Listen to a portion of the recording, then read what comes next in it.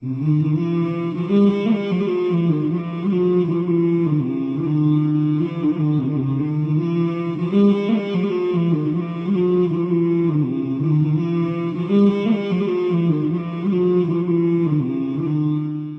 ہم چلتے الحمدللہ رب العالمین۔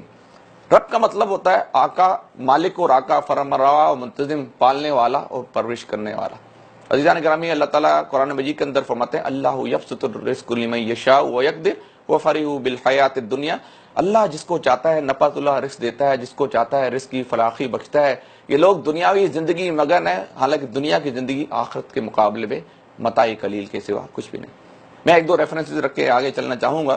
میں ایک جگہ پڑھ رہا تھا، حضرت علی رضی اللہ تعالیٰ عنہ ایک دفعہ ایک مسجد نماز پڑھنے جاتے ہیں اور ان کے پاس ایک گھوڑا ہوتا ہے، گھوڑے کے اوپر زیرہ ہوتی ہے، وہ جاتے ہیں، ان کو کہیں باندھنے کی جگہ نظر نہیں آتی، وہ گھوڑے کو ایک دیکھتے ہیں، مسکین شخص کھڑا ہوتا ہے، اس کو پکڑا کر خود نماز پڑھنے چلے جاتے ہیں۔ جب نماز پڑھ کر واپس آتے ہیں، ان کے ذہن میں خیال ہوتا ہے کہ میں اس کو باہر آیا ہوں تو میں اس کو کوئی 2 درہم دوں گا اس کی سروسز کے نتیجے میں، لیکن جب وہ باہر آتے ہیں دیکھتے ہیں گھوڑا موجود ہے، اس کی زیرہ غائب ہے، باہر پریشان ہوتے ہیں۔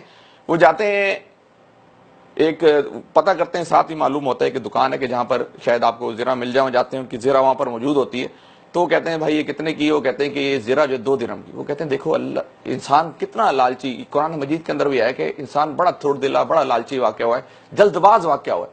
تو کہتے ہیں دیکھو میں دل میں یہ سوچ کے نکلا تھا کہ میں اس کو 2 درہم دوں گا، لیکن اس شخص نے جلدی میں آ کر، لالچ میں آ کر جلدی سے وہ پیسے کرنے کی نتیجے میں اس کو بیچ دیا۔ اگر یہ تھوڑا سا انتظار کر لیتے ہیں، اس کو ملنے اتنے سے دیتے ہیں 2 درہم۔ امام حسن بصری رحمۃ اللہ علیہ، بڑے مشہور ایک بزرگ گزرے ہیں، وہ یہ کہتے ہیں کہ قرآن مجید کے اندر میں نے 90 دفعہ پڑھا ہے کہ رزق کا ذمہ اللہ تعالیٰ فرماتے ہیں کہ میرا ہے، اور صرف ایک جگہ پر اللہ تعالیٰ فرماتے ہیں کہ شیطان تمہیں مفلسی سے ڈراتا ہے۔ تو ہمیں شیطان یعنی اتنا زیادہ ہمیں وسوسے ڈال کر ہمیں اتنا زیادہ پریشان کر دیتے ہیں کہ ہم اس جو وسوسہ ڈالتا ہے ہم پریشان ہوتے ہیں کہ میرا کیا، میری۔ آج کل ہم اگر کنگڈم کے حالات کو ذرا سا جائزہ لیں کہ ہم یہ پریشان ہوتے ہیں کہ انسرٹینٹی بہت ہوگی، حالات کنگڈم کے تھوڑے سے متاثر ہوتے چلے جا رہے ہیں، ہر بندہ پریشان ہے کہ میرا کیا بنے گا، میری بیوی کا کیا بنے گا، میرے بچوں کا کیا بنے گا۔